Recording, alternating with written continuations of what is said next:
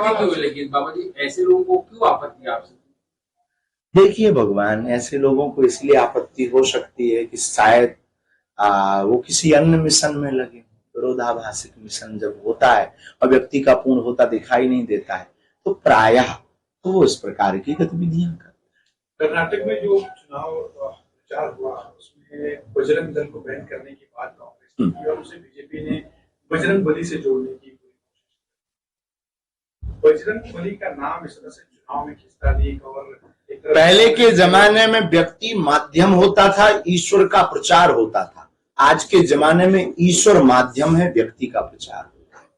और बजरंग बली के ऊपर बैन लगाना या बजरंग दल एक विचारधारा हो सकती है। विचारधारा में तरह तरह के लोग हो सकते हैं, लेकिन हनुमान जी के नाम पर बैन नहीं लगा सकते हैं आप हमारे राष्ट्र में।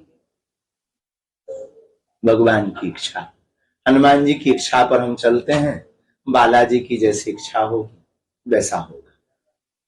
हिंदू राष्ट्र पर जो बयान आप देते आए हैं, हिंदू राष्ट्र क्या जिस तरह की स्थिति बन रही है घोषित होने वाला है। ये हमारा कोई नया बयान नहीं है या कोई नई तरकीब नहीं है, या कोई हमको फेमस होने के लिए हमने कोई फेम पकड़ रखा है। हमने तो महाराष्ट्र के ही वीर, महाराष्ट्र की ही धरोहर और समूचे भारतवर्ष की शान छत्रपति वीर शिवाजी महाराज का जो हिंदवी राज्य की स्थापना का संकल्प था, उस संकल्प को दोहराया है। उस संकल्प को हमने सिर्फ बताया है कि भारत के हिंदू अगर तुम भूल गए हो तो बस अब जग जाओ। जो पूर्व काल में, पूर्व समय में हिंदवी राज्य की स्थापना की बात हो रही थी, हमने उसे हिंदू राष्ट्र के साथ प्रस्तुत किया है।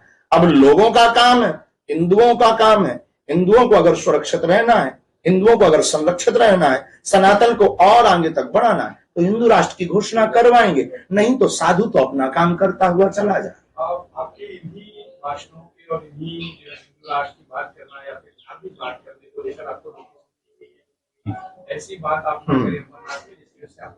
हमें कोई दिक्कत नहीं, नोटिस हमें स्वीकार है। हम प्रायः कभी ऐसी बात नहीं बोलते हैं जिससे वैमनस्यता फैले, लेकिन हमको बोलने का अधिकार जितना हमें संविधान ने दिया है, इस राष्ट्र में प्रत्येक व्यक्ति को है, जितना आपको बोलने का अधिकार है उतना तो हमें भी है ना। तो हम अपनी बात रख सकते हैं ना, मानना ना मानना बात। हाँ, हम किसी मजहब के खिलाफ बोले, हम किसी भगवान के खिलाफ बोले, हम किसी पुस्तक के खिलाफ बोले, हम किसी व्यक्ति के खिलाफ बोले पर्टिकुलर, तो बात अलग है।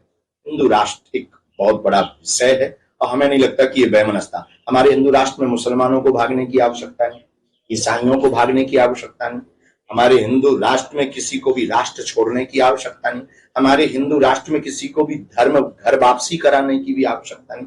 हमारे हिंदू राष्ट्र में सिर्फ जातिवाद की पाठ को दूर करना। तो हिंदू राष्ट्र की जरूरत क्या है? तो सारी चीजें पहले से हैं, किसी को भागने की अगर होती तो राम की यात्रा पर पत्थर नहीं लगते। अगर होती तो आपके महाराष्ट्र में ही पालघर के संतों के ऊपर पत्थर नहीं फेंकते। अगर होती तो हम राम की चर्चा करने वाले व्यक्ति को जगह जगह नोटिस नहीं मिलते। अगर यही बात होती तो हमारे खिलाफ FIR नहीं होती। अगर होती तो हम एक ऐसे धर्मगुरु हैं जिन्हें अपने ही राष्ट्र में कथा करने के लिए अनुमतियां प्राप्त नहीं होती।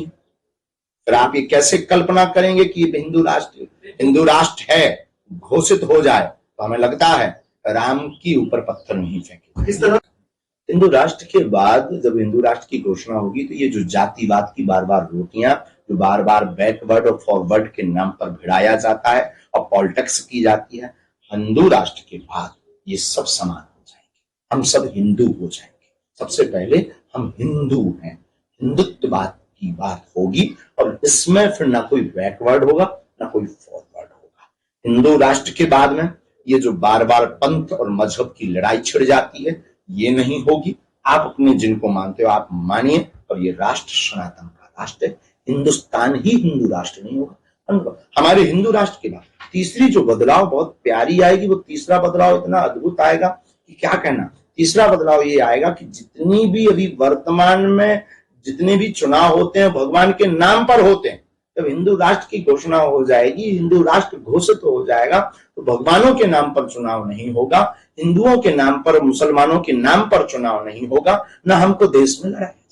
बाबा जी, या सरकारी सुविधाएं नहीं मिलती, जब हिंदू राष्ट्र हो जाएगा तो क्या यहाँ हमारे में तो मिलेगी।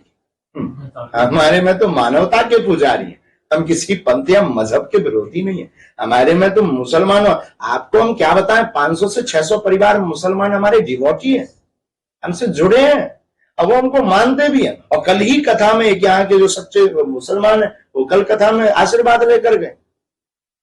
ये केवल और केवल हवा दी गई है कि हम मुसलमानों के खिलाफ हैं।